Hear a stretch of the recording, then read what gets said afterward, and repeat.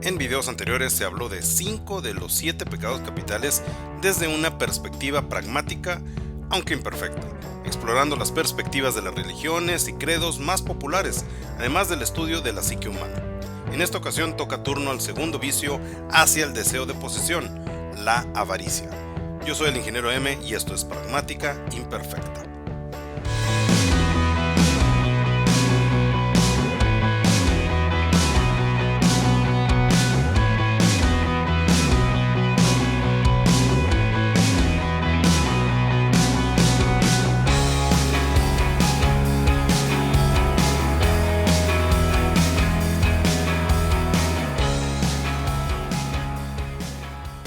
La Real Academia Española define a la avaricia como afán desmedido de poseer y adquirir riquezas para atesorarlas.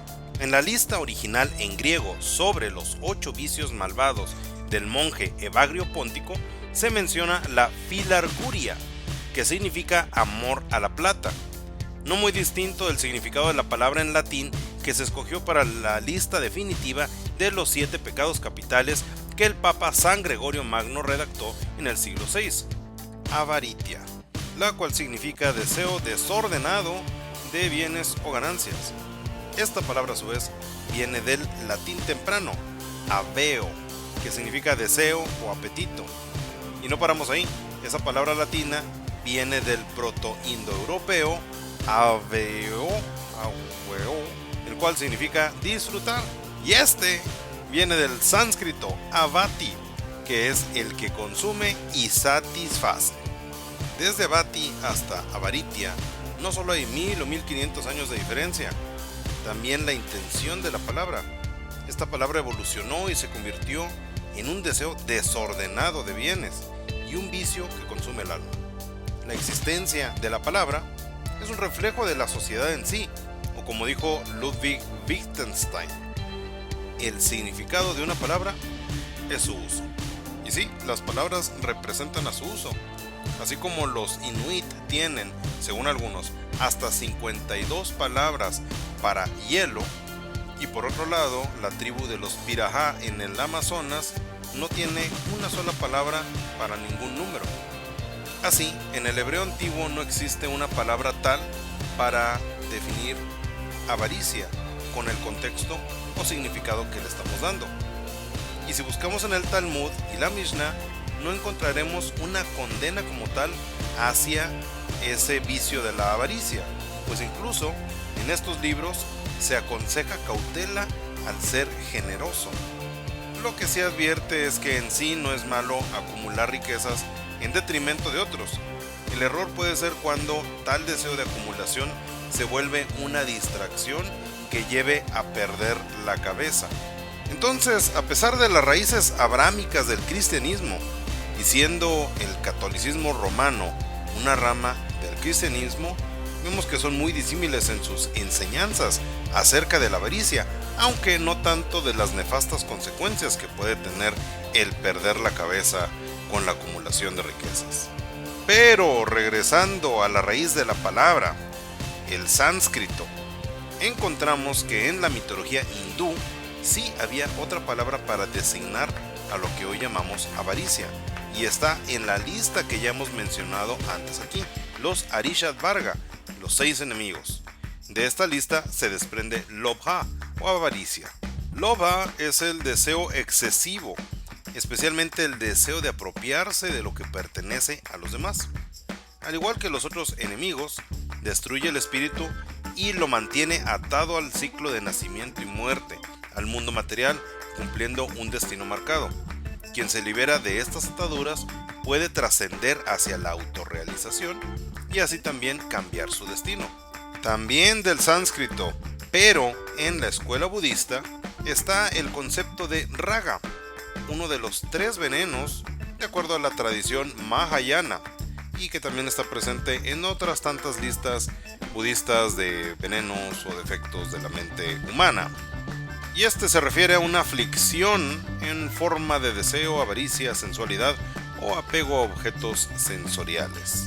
Por lo tanto, el budismo nos enseña que debemos deshacernos del raga para poder llegar al nirvana, De lo contrario, seguimos atados a los tres reinos materiales y esto conduce invariablemente al sufrimiento.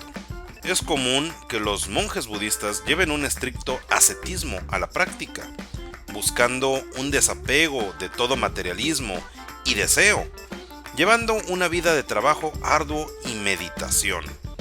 Por su parte, los hinduistas buscan el camino del sannyasa, una especie de vida monástica en la cual renuncian a cualquier posesión material y a los llamados placeres de la vida mundana. Y pareciera que el modelo católico romano se asemeja más a este enfoque que al de su enseñanza fuente, la tradición abrámica o judía. Y ya que regresamos al catolicismo romano, si investigamos en las raíces de la sociedad romana, de donde nace este credo, pues es obvia la influencia de las escuelas filosóficas griegas, y ahí encontramos a Diógenes de Sinope, filósofo griego de finales del siglo V y principios del IV antes de nuestra era, o antes de Cristo si lo quieren llamar así. Y este señor vivió prácticamente como un vagabundo y promulgó hasta el cansancio la independencia de las necesidades materiales. Portaba consigo solo lo necesario para vivir y nada más. A esta escuela filosófica se le conoce como cinismo o cinismo clásico. La palabra cinismo viene del griego kion o perro, y pues hubo muchos filósofos cínicos quienes hicieron una reinterpretación extremista de la filosofía socrática, promulgando que la civilización y su estilo de vida eran un vicio y un mal que nos alejaba de la felicidad pura. Aquí se derivó otra escuela llamada la filosofía estoicista, la cual es como un cinismo pero light. Y qué ironía de la vida es que en psicología se le llama síndrome de Diógenes al trastorno de comportamiento acaparador. Aquellas personas que se abandonan a sí mismas y solo se dedican a acumular bienes o hasta basura en sus casas, contrario a lo que predicaba Diógenes de Sinope. Pero huelga mencionar que la filosofía católica romana es un rescate de la filosofía platónica y no tiene mucho que ver con la socrática o la cínica.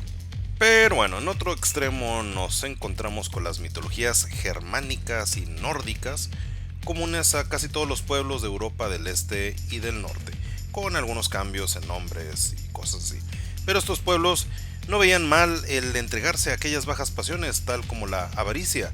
Sin embargo, enseñaban a través de sus poemas y su mitología las consecuencias que tales comportamientos pudieran engendrar. Entre los ejemplos más clásicos nos encontramos a Gulveig, una gigante obsesionada con el oro, quien era tan irritante que los demás gigantes e incluso los dioses trataron de matarla, sin éxito. También están los lobos de Odín, Geri y Freki, cuyos nombres significan literalmente tanto voraz como avaro. Geri viene del protogermano geraz, en alto germano es ger, y todo esto evolucionó al grid del inglés actual. Por otro lado, Freki viene del protogermano frekas, o del antiguo nórdico frekr. Y bueno, en algunos Eddas se cuenta que Odín le daba toda su comida a sus lobos, pues él se saciaba solo con vino. Y una historia famosa en esta mitología es la de Fafnir, quien asesinó a su propio padre, Heithmar, para apropiarse del gran tesoro que este último obtuvo de Odín como recompensa por la muerte de uno de sus hijos. Entonces Odín, o Wotan, entregó el oro, pero este venía con una maldición. Y pues entonces Heithmar se queda con ese oro maldito por Wotan hasta que es asesinado por su propio hijo, Fafnir, quien, para evitar que alguien tratara de matarlo y quitarle su oro, pues se convirtió en un temible dragón. Y no nada más eso, se encerró con su tesoro en una montaña donde ya solamente se dedicaba a cuidar su oro. Pero era más poderosa la maldición que Odín le puso a ese oro, porque después llegó el héroe Siegfried y mató al dragón. Y fue suficientemente inteligente para evitar tomar ese tesoro. Y seguimos encontrando similitudes en otras áreas del mundo. Por ejemplo, el Tao Te Ching también nos previene contra las nefastas consecuencias de la avaricia, un poquito más enfocado hacia la inconveniencia de la acumulación desmedida de riquezas, en citas como: mantener oro y jade en el palacio hace que nadie pueda defenderlo. No valorar la riqueza previene el robo. Los que saben cuando tienen suficiente son ricos. No hay mayor desgracia que la avaricia, entre muchas otras citas. Y regresamos otra vez al pecado capital de la avaricia y al fundamento cristiano católico, siendo que la base son las enseñanzas del Maestro Jesús de Nazaret, el mismo que dijo que era más fácil que un camello pasara por el ojo de un alfiler a que un rico entrara al reino de los cielos. ¿Es este mensaje una condena a la acumulación de riquezas? Así pareciera desde una perspectiva algo simplista, y tal visión imperó por cientos de años, pero ¿y si no? Hoy sabemos que muchas de las parábolas del maestro tienen significados más profundos, cuyos mensajes parecieran influenciados por las escuelas filosóficas budistas y hasta de sus contemporáneos, los esenios, quienes predicaban un estilo de vida asceta. Pero la verdad este es un tema más profundo, oscuro, y sería menester también hablar de los gnósticos, entonces quizá lo dejamos para otro video. Ahora, conceptualizando, ¿predicó Jesús a favor de la pobreza como virtud o de un concepto más similar al de Diógenes? No es vivir con carencias, sino aprender a vivir con lo necesario y evitar la acumulación desmedida de riquezas. Digo, Jesús no se rodeaba de jodidos, precisamente. El mismo José de Arimatea, uno de sus amigos, quien proporcionó la tumba de Jesús en Jerusalén, y era un hombre acaudalado, y no era el único. Entonces, al igual que con los anteriores pecados capitales que ya se expusieron, el de la avaricia trata sobre el vicio malvado que opaca los sentidos y que nos lleva a pecar. Quizás aquí es el punto común con esa visión talmúdica, en el cual no es tanto el problema amasar riquezas, sino cuando esto se vuelve una obsesión. Y al parecer es el punto común con todas las demás filosofías que estuvimos visitando. Otra visión interesante en este sentido es la New Age, pues ahí también puede darse a la confusión de cuál es el verdadero mensaje. Y una de las obras referentes de esta filosofía es el libro de Napoleon Hill, Piense y hágase rico. Y así también muchas otras obras New Age que parecieran ofrecer una fórmula mágica para obtener riquezas a base de un modelo de pensamiento que combina cierta espiritualidad de tipo budista o hinduista y el poder de la mente para atraer aquello que deseamos. Pero si leemos y analizamos estas obras, y particularmente la de Napoleon Hill, y vemos un poquito más a profundidad, encontramos que una de las principales enseñanzas es la del desapego de lo material, pues la avaricia es una trampa del ego que nos mantiene anclados en esta dimensión e invariablemente conduce al sufrimiento, impidiendo la trascendencia hacia mejores cosas. Y para la filosofía Jedi, la avaricia y la acumulación es un miedo a perder, y el miedo conduce hacia el lado oscuro. Y pues en la psicología es un deseo desordenado de obtener más de lo que uno necesita. Existe la disbosofobia, probablemente parte de un trastorno obsesivo compulsivo, en el cual el sujeto pierde la capacidad de discernir entre la necesidad y el deseo, tiene miedo a perder lo acumulado y cree que necesita más cosas. Muchas veces el acaparador solo acumula cosas para ordenarlas y clasificarlas, pero cree que en algún momento de su vida las va a necesitar y debe tenerlas todas, o la colección podría no ser de utilidad o valor, aunque sean cosas que jamás en su vida utilice. Y resumiendo todo lo anterior, no hay nada distinto de lo que ya se ha hablado en videos anteriores. Un vicio de la mente que nubla la razón y nos impide la conexión con nuestra espiritualidad, lo que sea que esto signifique para cada quien, el superyo, la divinidad, la trascendencia o simplemente propósitos mayores en este mismo plano terrenal. No hay nada malo con acumular riqueza, pero cuando deja de servir a un propósito y solo nos enfocamos en la acumulación por la misma acumulación, sin un orden y un sentido, o cuando tal acumulación se convierte en el propósito, es cuando perdemos el peso.